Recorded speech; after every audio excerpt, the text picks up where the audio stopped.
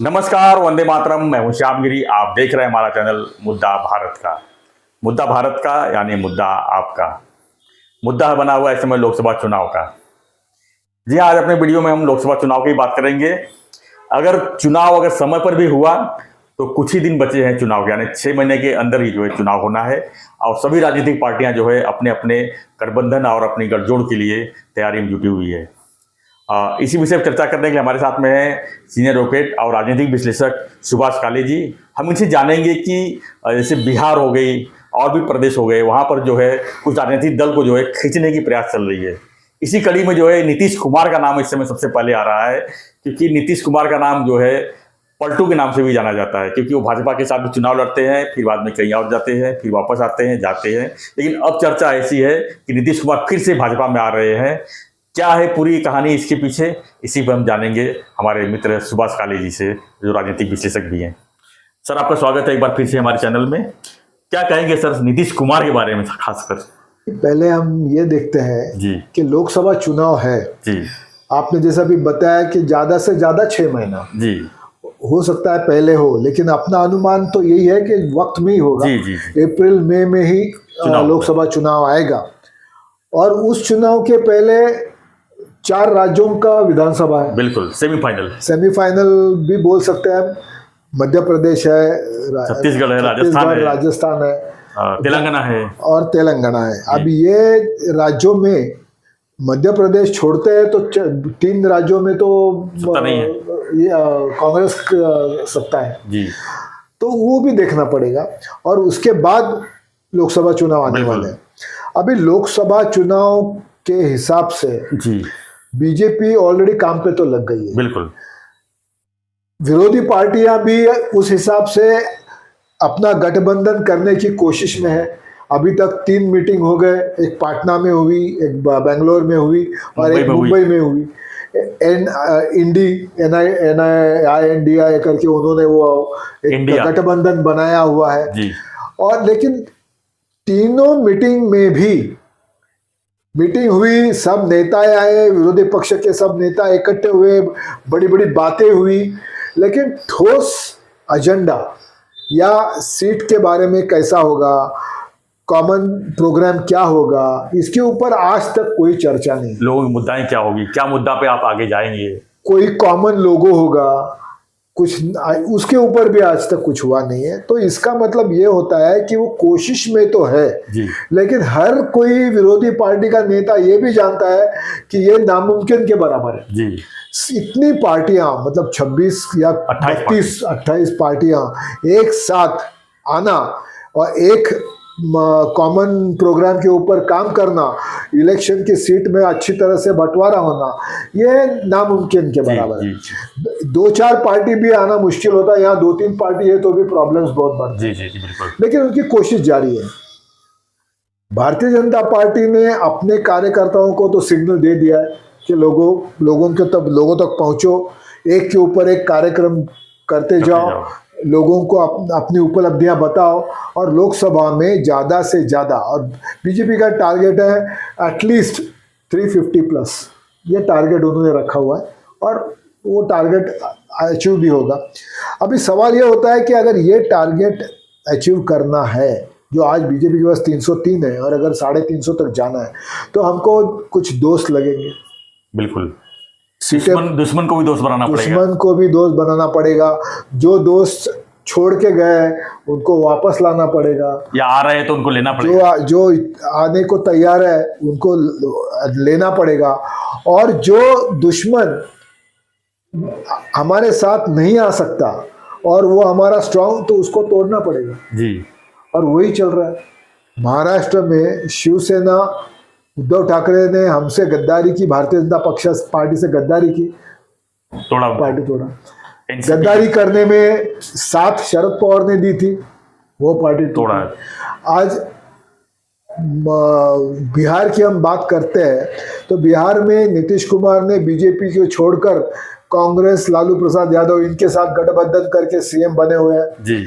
और वो देखो क्या है, नीतीश कुमार सत्ता के बगैर नहीं रह सकते जी, उनको कुर्सी चाहिए। वो भले ही प्राइम मिनिस्टरशिप के एस्पिरेंट है, वो चाहते हैं कि आज नहीं तो कल मैं प्रधानमंत्री बनूं, लेकिन अंदर से ये भी जानते हैं कि ये इंडिया का काम नहीं है जी। ये जो विरोधी पार्टियों का गठबंधन है, इसमें रहकर मैं मुख्य प्रधानमंत्री नहीं बन सकता, ये वो अच्छी तरह जानते हैं। आने वाले दिन में मुख्यमंत्री भी रह गई और हाँ, और आगे चल के मेरे हाथ से बिहार भी निकल गया तो मैं क्या करूं, ये भी उनको टेंशन है। तो इसी हिसाब से वो सोचते होंगे कि भाई इस सिचुएशन में घर वापसी जो करना अच्छा है। बीजेपी एक स्ट्रांग पार्टी है, पूरे भारत में उसकी ताकत है। दिन ब दिन मोदी जी की इमेज सिर्फ भारत में ही नहीं, ताकत बनी हुई है और पूरे जग में उनका नाम हो रहा है। तो ऐसी स्थिति में मोदी जी से पंगा लेने से अपना नुकसान हो सकता है। और मोदी जी से जिसने पंगा लिया उसकी इतिहास गवाह है, उसकी हालत क्या हुई, उसकी हालत क्या होगी, या तो पार्टी बर्बाद हुई या तो अंदर गए हुए। तो वही हो रहा है कि उनको ये भी मालूम है कि ऐसा हो सकता है। इसीलिए नीतीश कुमार आज विधा मनस्थिति में है। भले ही उनका पीआरओ कुछ भी बोले, लेकिन वस्तुस्थिति या उनके अध्यक्ष जो है पार्टी के अध्यक्ष, वो बोलते हैं नीतीश कुमार बीजेपी की तरफ जाना तो दूर, देखने को भी तैयार नहीं है वगैरह वगैरह। वो तो पॉलिटिकल स्टेटमेंट, तो राजनीतिक बात है, सब है। कोई भी आखिर तक बोलता ही नहीं है कि मैं जाने वाला हूँ लेकिन ये मूवमेंट है, ये बात अजीत पवार भी कह चुके हैं। ये मूवमेंट है, और सिर्फ नीतीश कुमार और उनकी पार्टी में ही नहीं, ये हलचल और भी विरोधी पार्टियों में है। कल हो सकता है ममता की पार्टी भी टूट सकती है जी। कल हो सकता है उसके कुछ खासदार बीजेपी को आके मिल सकते हैं। कल हो सकता है लालू के खासदार बीजेपी को मिल, कल समाजवादी के भी आके मिल सकते हैं। ये तो सिलसिला लोकसभा इलेक्शन तक तो चलने ही वाला है, चलते ही रहेगा। शुरुआत होने वाली है, शुरुआत तो होगी। और जैसे जैसे लोकसभा का इलेक्शन पास में आते जाएगा, वैसे वैसे ये भूचाल और बढ़ते जाएगा। लेकिन एक बात तय है कि बीजेपी के लीडरशिप में जी, आगे 2024 में मोदी जी के लीडरशिप में और बीजेपी के लीडरशिप में सत्ता आने वाली है। और उस सत्ता के साथ रहना सही होगा या गलत होगा, ये हर नेता, विरोधी पार्टी के नेता आज सोच रहा है कि हमको क्या करना चाहिए। हमको बीजेपी के साथ जाकर सत्ता पावर में रहना है या उनके विरोध में रहकर अपना नुकसान करना है। ये हर नेता आज सोच रहा है और उसका मजबूर हो गया है। और वो उसका नतीजा बहुत जल्द ऐसा ही होगा कि काफी लोग बीजेपी को ज्वाइन होंगे। अल्टीमेटली देखो, हर एक को अपना अपना एजेंडा रहता है। जैसे एक पार्टी का एजेंडा रहता है, वैसा व्यक्तिगत एजेंडा भी होता है। हर पार्टी का एक एजेंडा होता है। तो हर यही चाहता है ना कि भाई मैं सत्ता में रहूं। आज राजनीति का पहला पाठ अगर क्या है तो कुर्सी जी। और वो अगर कुर्सी मिलनी है तो कहाँ मिल सकती है? पावर सबसे ज्यादा इंपॉर्टेंट है। पावर जो सत्ता में रहता है उसकी जो है, और वो चुंबक की तरह खिंचाव बनी रहती है, खींचा जाता है, वो काम कर सकता है। जो उसका खुद का जो एजेंडा है, भाई मुझे लोगों के लिए ये करना है, वो करना है, वो करना है तो सत्ता चाहिए। बिल्कुल सत्ता। जैसे अटल जी हमेशा कहते थे कि सत्ता ये सेवा का साधन है, और अगर सत्ता ये सेवा का साधन है तो सत्ता जरूरी, सेवा करनी है तो सत्ता जरूरी है। आज बीजेपी पार्टी पावर में आने के बाद पिछले 9 साल में जो करिश्मा आज पूरे दुनिया देख रही, तो इसीलिए सत्ता बहुत इंपॉर्टेंट है। और ये भी तय है कि कांग्रेस के साथ रहकर नहीं होने वाला कुछ, लोकसभा हम जीतना इम्पॉसिबल है। अगर महाराष्ट्र का भी उदाहरण लेते हैं हम, तो कांग्रेस, शरद पवार और उद्धव ठाकरे, ये भी एक साथ रहना नामुमकिन के बराबर है। बिल्कुल बिल्कुल, ये मैं समझता हूँ। जिस समय गतिविधियां बनी है इस समय, हाँ, उसमें तो नामुमकिन है। और अजित पवार और शरद पवार भले आज अलग है, लेकिन वो कब एक हो जाएंगे इसका भी कोई भरोसा नहीं दे सकता। शरद पवार जी आज बोलेंगे एक, करेंगे दूसरा, सोचेंगे तीसरा, होता कुछ और वो कभी भी जब मैंने जैसे आपको बताया अभी कि जैसे जैसे लोकसभा, ये विधानसभा, 4 विधानसभा तक लोग रुके हुए जी। एक बार ये 4 विधानसभा की इलेक्शन हुई, उसके रिजल्ट आए और उसमें बीजेपी का प्रदर्शन काफी अच्छा हुआ, तो पूरा चित्र देश का बदलने वाला। सर, अब आते हैं नीतीश कुमार पर फिर से। जिस तरह से वहाँ पर ललित मोदी जी हैं और बाकी लोग हैं, इस तरह से बयानबाजी कर रहे हैं कि अगर नीतीश कुमार चाहेंगे भी तो दरवाजे तो छोड़ दो, खिड़कियां उनके लिए बंद है। ऐसे में क्या बीजेपी के क्या स्टैंड आप मानते हैं? आपने एकदम सही कहा जी। जैसे नीतीश कुमार का अध्यक्ष बोल रहा है बीजेपी को देखना तो दूर हम थूकना भी पसंद नहीं करेंगे जी। जैसे बीजेपी के लीडरशिप को आज बोलना पड़ता है। अभी देखो, कभी किसी ने सोचा था कि भारतीय जनता पार्टी महाराष्ट्र में अजित पवार को लेकर सरकार बनाएगी? नहीं, बिल्कुल नहीं सोचा था भाई।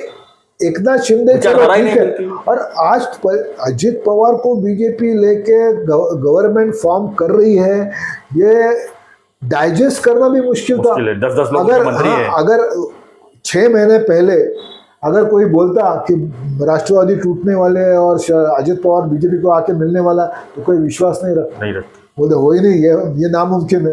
यही राजनीति है, जो नामुमकिन रहता है वही मुमकिन हो जाता है। और राजनीति में तो सर, इस नामुमकिन और मुमकिन के बीच में अगर हम बात करें, जिस तरह से बीजेपी जो है इंडिया को तोड़ने में लगी है, अपनी मजबूती बनाने में लगी है, आने वाले दिन में क्या उद्धव ठाकरे के लिए भी ये पॉसिबल है? क्या उनके लिए भी खिड़की दरवाजे बंद हो जाएंगे या खिड़की दरवाजे उनके लिए खुल जाएंगे? देखो, उद्धव जी का प्रॉब्लम ये है जी कि उद्धव जी ने ये बहुत पर्सनल फाइट ली है। जी। देखो, राजनीति में पर्सनल फाइट नहीं लेना चाहिए, और उनकी सबसे बड़ी गलती है कि वो उन्होंने पर्सनल फाइट ली बीजेपी के साथ, देवेंद्र जी के साथ। वो जाति दुश्मनी है, उन्होंने अभी वो जाति दुश्मनी बना ली है। इसीलिए उनका बीजेपी के साथ आना नामुमकिन है कि, लेकिन उनके साथ जो है उनकी पर्सनल फाइट नहीं है जी। वो तो नहीं, उनका और बीजेपी की दुश्मनी नहीं है, उनकी और देवेंद्र जी की दुश्मनी नहीं है। तो हो सकता है कि उनमें से काफी लोग ये बाजू आ सकते हैं, शिवसेना या बीजेपी में। भले उद्धव जी ने अगर अपना, जैसे राज ठाकरे और उद्धव ठाकरे कई बार चर्चा होती है कि क्या दो भाई हर चुनाव में होते हैं, हर जब भी महाराष्ट्र में कुछ भी जब उलटफेर होता है तब बैनर लग जाते हैं कि भाई दोनों साथ में आओ, अब तो साथ में आइए। अब देखो, जब वो पॉलिटिकल राइवलरी है तो वो एक साथ आ सकते हैं, लेकिन ये व्यक्तिगत पर्सनल है, व्यक्तिगत राइवलरी है, तो वो आना नामुमकिन है। आपको याद होगा, हमने इसके ऊपर एक वीडियो बना था और उसी वक्त भी मैंने बोला था कि ये दोनों साथ में आना नामुमकिन है। अब इसको दो पहलू से देखते हैं।